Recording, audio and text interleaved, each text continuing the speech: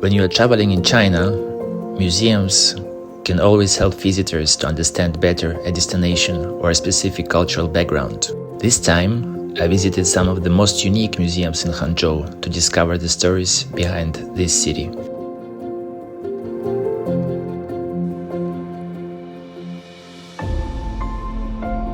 Hangzhou is the southern terminus of the Grand Canal and has been one of China's most renowned and prosperous cities. It is a major economic and e-commerce hub within China.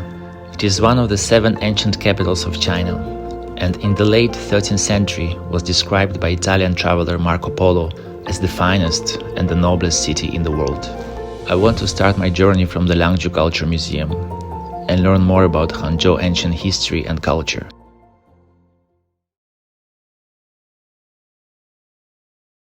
Before I came to Hangzhou this time, I never heard about this museum.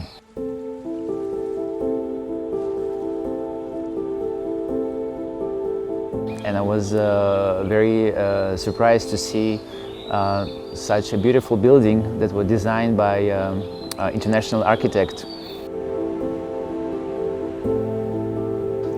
The Liangzhu culture was the last Neolithic jade culture in the Yangtze River Delta of China. It boasts some of the earliest recorded evidence of Chinese civilization. So I find it's very interesting to compare how it was back then in this part of China, in the Yangtze River, and at the other side of the world, the Middle East. It's really amazing, I also found out yesterday that the pyramids in Egypt were built at the same time that was Liangzhu culture. It's like a coincidence. It's also happened in the Indus River Valley and also in the Mesopotamia. The same time.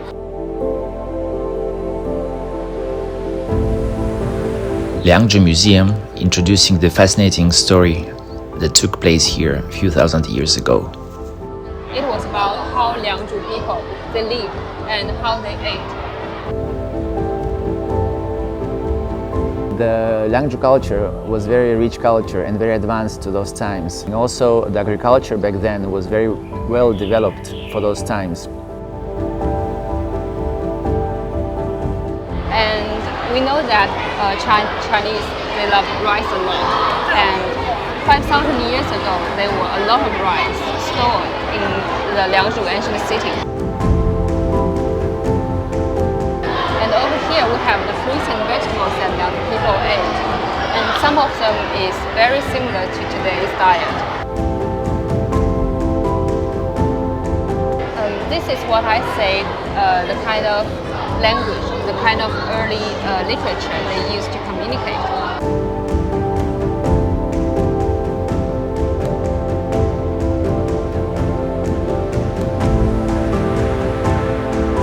So over here we have the jade artifacts.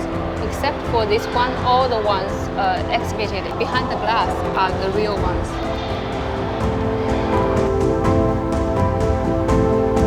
I like 2 things. One thing is that this museum, I think it can be suitable for both adults and kids. So I think it's suitable for all generations.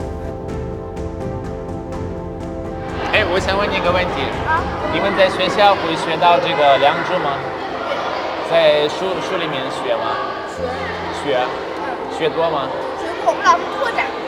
哦，是这样。对。好，谢谢，拜拜。So I find it quite amazing that young generation is going to see this museum, and this museum is very well adjusted to the needs. So the experience in the museum is very unique because of its design and because of also how the pavilions are built. So each pavilion represents different parts of the culture. So there is AR experience, there is a place you can watch a movie. The most advanced museum, probably it's also one of the advanced in China, actually presents a very ancient culture.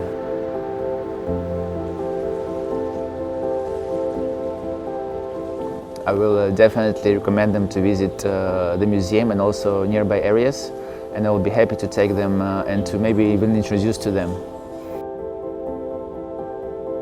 Liangzhu is also known as the water country, famous for its water management system. Coincidentally, on this rainy day, I visited the water country, and my next stop is also related to water, where I'm going to discover the secrets of Chinese tea tradition.